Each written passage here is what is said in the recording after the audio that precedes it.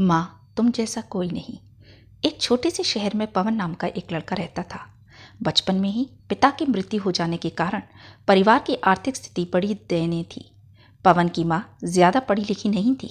घर घर बर्तन मांजकर और सिलाई बुनाई का काम करके किसी तरह अपने बच्चे को पढ़ा लिखा रही थी। पवन स्वभाव से थोड़ा शर्मीला था और अक्सर चुपचाप बैठा रहता था। एक दिन जब वो स्कूल से लौटा तो उसके हाथ में एक लिफाफा था। उसने माँ को लिफाफा पकड़ाते हुए कहा, माँ, मास्टर साहब ने तुम्हारे लिए ये चिट्ठी भेजी है, जरा देखो तो इसमें क्या लिखा है। माँ ने मन ही मन चिट्ठी पढ़ी और मुस्कुराकर बोली, बेटा, इसमें लिखा है कि आपका बेटा काफ़ी होशियार है। इस स्कूल के बाकी बच्चों की तुलना में इसका दिमाग बहुत तेज है और हमारे पास इसे पढ़ाने लायक शिक्षक नहीं है, इसलिए कल से आप इसे किसी और स्कूल में भेजें। यह बात सुनकर पवन को स्कूल ना जा सकने का दुख तो हुआ, पर साथ ही उसका मन आत्मविश्वास से भर गया कि वो कुछ खास है और उसकी बुद्धि तीव्र है। माँ ने उसका दाखिला एक दूसरे स्कूल में करा दिया। समय बीतने लगा। पवन ने खूब मेहनत से पढ़ाई की। आगे चलकर उसने सिविल सर्विसेज परीक्षा पास की और एक बड़ा ऑफिसर बन गया। पवन की माँ अब बूढ़ी हो चुकी थी और कई दिनों से बीमार भी चल रही थी और एक दिन अचानक उनकी मृत्यु हो गई। पवन के लिए ये बहुत बड़ा आघात था। वह अब बिल्कुल अकेला हो गया था। उसे समझ नहीं आ रहा था कि अब अपनी माँ के बिना वो कैसे जिएगा।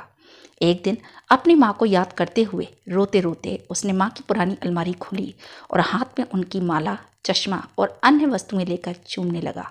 उस अलमारी में पवन के पुराने खिलौने और बचपन के कपड़े तक संभाल कर रखे हुए थे। पवन एक एक कर सारी चीज़ें निकालने लगा और तभी उसकी नज़र एक पुरानी चिट्ठी पर पड़ी। दरअसल ये वही चिट्ठी थी जो मास्टर साहब ने उसे 18 साल पहले दी थी। नम आंखों से समीर उसे पढ़ने लगा। आदरणीय अभिभावक, आपको बताते हुए हमें अफसोस हो रहा है कि आपका बेटा पवन पढ़ाई में बेहद कमज़ोर है और खेल कूद में भी भाग नहीं लेता है। शायद उम्र के हिसाब से पवन की बुद्धि विकसित नहीं हो पाई है, अतः हम इसे अपने विद्यालय में पढ़ाने में असमर्थ हैं। आपसे निवेदन है कि पवन का दाखिला किसी अन्य विद्यालय में कराएं या खुद घर पर रखकर इसे पढ़ाएं। यह सब पढ़ते ही पवन की आंखों से आंसुओं का सैलाब उमड़ आया। वह जानता था कि भले अब उसकी माँ इस दुनिया में नहीं रही, पर वो जहाँ भी रहे उनकी ममता, उनका आशीर्वाद सदा उस पर बना रहेगा। यह सत्य है कि भगवान सभी जगह नहीं हो सकते, इसलिए उसने माएँ बनाई। माँ से बढ़कर त्याग और तपस्या की मूर्त भला और कौन हो सकता है। हम पढ़ लिख लें, बड़े होकर कुछ बन जाएं, इसके लिए वो चुपचाप ना जाने कितनी कुर्बानियाँ देती हैं। अपनी ज़रूरतें मारकर हमारे शौक पूरा करती हैं।